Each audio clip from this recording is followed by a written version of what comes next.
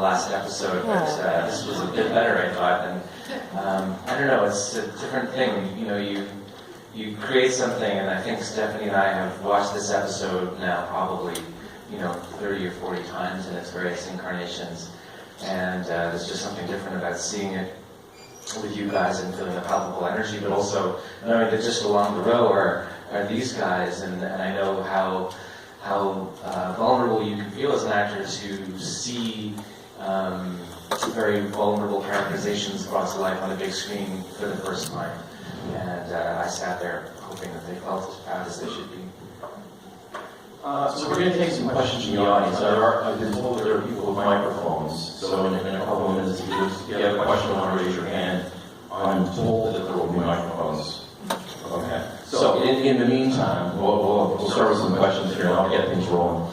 So, Jack, as a member of the British Empire, congratulations on the Canadian accent, by the way. Well done.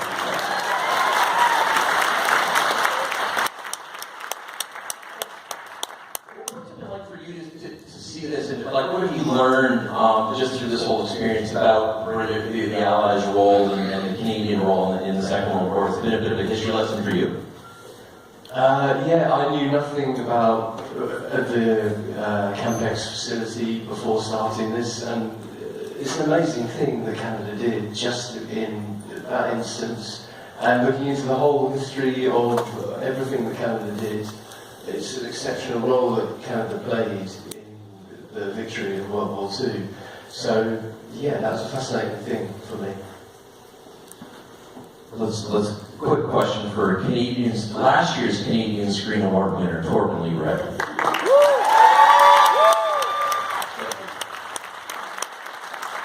Franz Faber is a galvanizing figure. He's supposed to be the enemy, you're supposed to hate him, and yet there's so much humanity to him, and seeing that struggle, especially in this last episode, like, was he going to do it? Was he really going to sacrifice himself?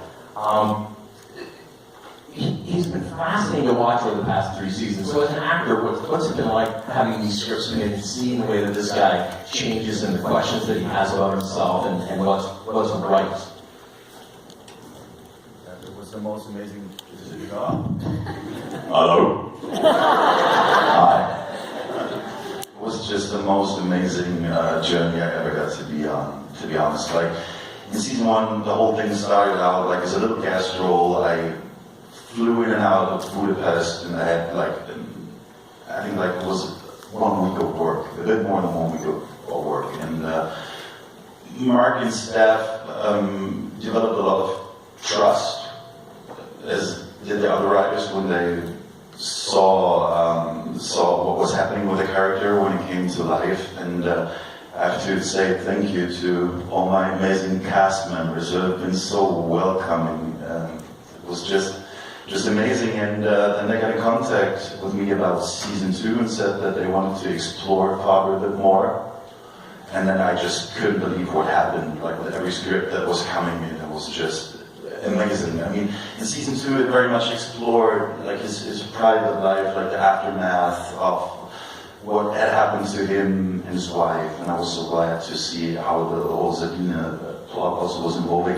And then season 3 has just been the most amazing thriller roller coaster ride.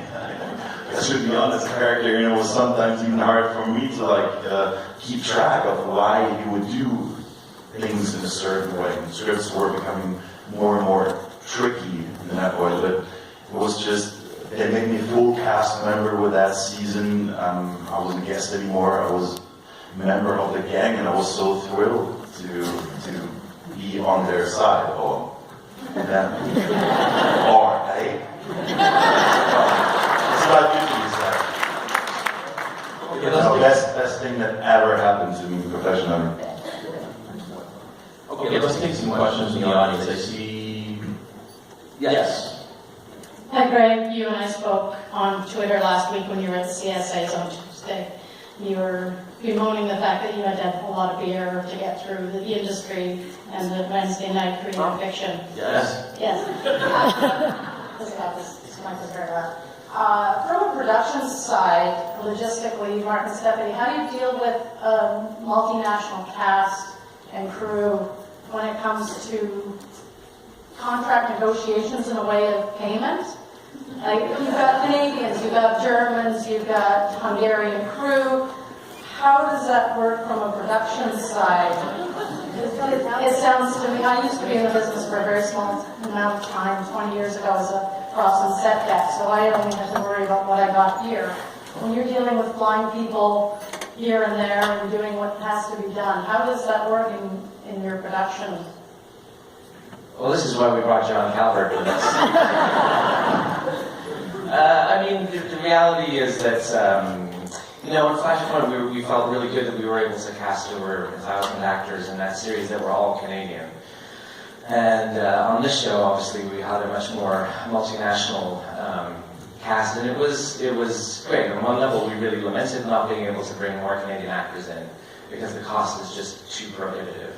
On another level, we got to explore new talent, and we got to cast Germans from Germany, and the British actors to play Canadian actors. We tried not to do that too much. I mean, the reason we cast Jack in the role, and we saw tons and tons of people for every one of these parts, is because it was such a hard part to cast. After I played him, and we were looking for somebody that had an expressive, emotional, vulnerable quality to him. And one of the interesting things I found about the difference between casting in the UK versus the way casting works here is here we kind of just see the auditions. And in the UK, or at least through Jenny Duffy, who did our casting in the UK, we see not only the audition and the read of the scripts, but we also see a conversation with the actor. And it was watching Jenny's conversation with Jack that we began to fall in love with him and feel that he might be right for the part. He was tremendously expensive, to answer your question. But we knew he was good. The other challenge that and I'll give up my cameo now, seeing I know you're also interested in this stuff. But the challenge we faced was that we had to cast a lot of smaller roles, and we couldn't bring in actors because it was cost prohibitive to bring in Canadians to play smaller roles or Germans for smaller roles. So we cast some fantastic Hungarian actors. I shared this story before. In the pilot episode, there's an elderly gentleman who looks at the nasty Germans running by in their Jeep, and he rips down the wanted poster and gives them an evil look. And this man was played by the guy who was a national beloved theater treasure. We were there filming the first day, and there was this crowd gathering. We thought, Hungary loves seeing Canadians coming to film in their town. But really, they were all there for him. And he had this tiny role, and then we found out he played the Hungarian voice for Homer Simpson, too. But the reality is that we had to revoice some actors because Hungarians sometimes have a difficult time reproducing Germans or Canadian accents. And so that was another logistical challenge. So the part that I played was Kevin, who was a Budapest resident, who was British, who was fantastic as voice in this episode. Unfortunately, couldn't do the German accent, so that's what I did his voice in this one. And I was tremendously expensive.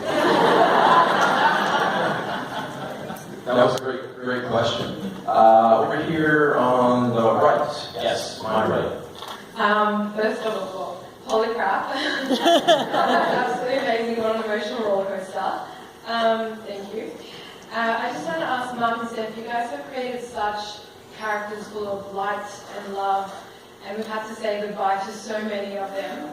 What does that feel like to write and to plan for their deaths? And for the cast as well, do you feel that absence on set? Or how does that feel like? Or should I say, how does it taste like? How does it smell like?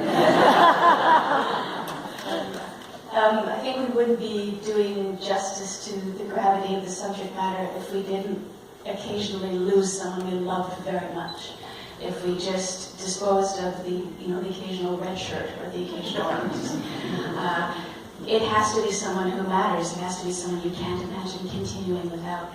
And it felt very much like that all the way through it. We couldn't have them just sail through undamaged through danger. So we looked for the ways to make their deaths as surprising and terrifying and difficult and disturbing as possible, because it's too easy in a war film or in espionage stories to just kind of leave a trail of bodies, and there's no reason to write about the war if you're going to take death so casually. So it was very, very hard. We tore our hearts open every time we lost someone. I don't know what it's like to be the actor who flips through the script and realizes they don't make it past the Oh, we're going to get to that. Yeah, why did Tom get to fall off of a cliff being heroic and poor Harry just took one really quickly in the throat? And then there was a commercial break, and then we came back from the commercial break and he was already buried. Connor, do you have a follow-up? It's so much cooler. It's like in The Departed. You don't expect it. It's so much cooler than that. There's a point to that. I was reading the script and I remember coming, like even just reading the words, I was taken back and I was surprised it happened. Even in the script, I remember it happened just like that. And I think, like Stephanie was saying, moments like that have to stay true to what happened in the war, and not every moment somebody was dying heroically off the cliff. In its own sense, Harry was dying heroically on the screen when he was allowing him to escape and running away, and so many people were being killed. And in this episode, they remind you the survival rate in the field was half, and there's 5 of us, so 2 to 3 of us statistically have to go. Yeah.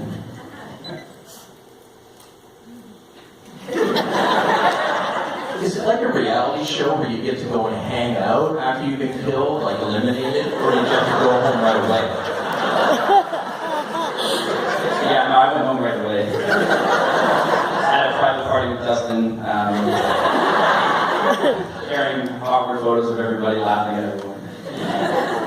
No, it was really sad having to leave, because the prior 2 years you're there for 4 months and you get used to settling down, and then this time around I knew from the start I would be there for just less than 2, and so even though that final day came and I had those emotions that I had, I knew it was going to happen, so leading up to it we were all kind of expecting it and preparing for it, and you never are ready for it to leave an experience like this.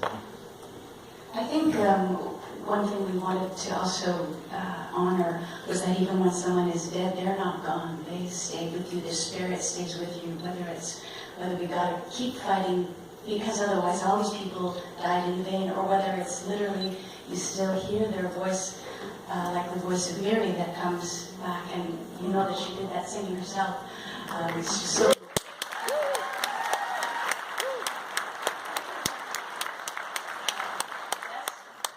That's where I lose it every time we're watching the final montages where Neil turns to look at his friends. There's the 2 empty seats where their 2 companions will never come back. He leaps out, and then there's Mary's voice carrying him to his destiny. Like that slays me every time. So they're never forgotten. And I think that's the only way to do it. Any more questions out here? Oh. And then don't flip the mic, don't forget just to keep that down front too. Hello. Hi. I would just like to thank you all. I teach history a couple of kilometers away from campus. And you have brought such presence to the history for my students. And I just would like to commend you all for being that presence and for telling that history that I try to bring to my classroom all the time. So bravo, and thank you so much.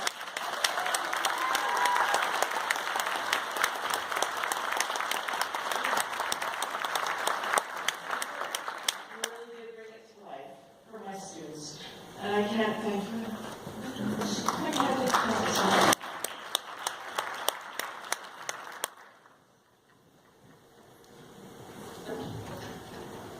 Hi.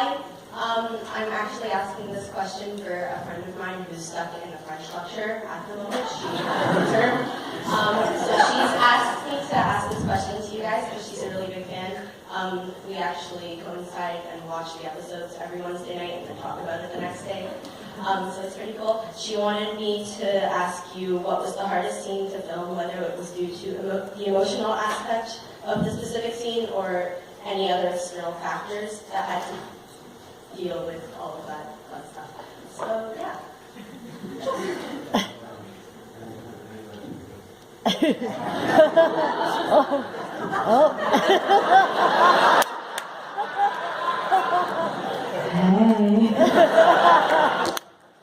It's weird, there's like a delay. I feel like I'm in a stadium. I remember when I read The Hunt, I don't remember which number it was, which episode it was, 7? Yeah.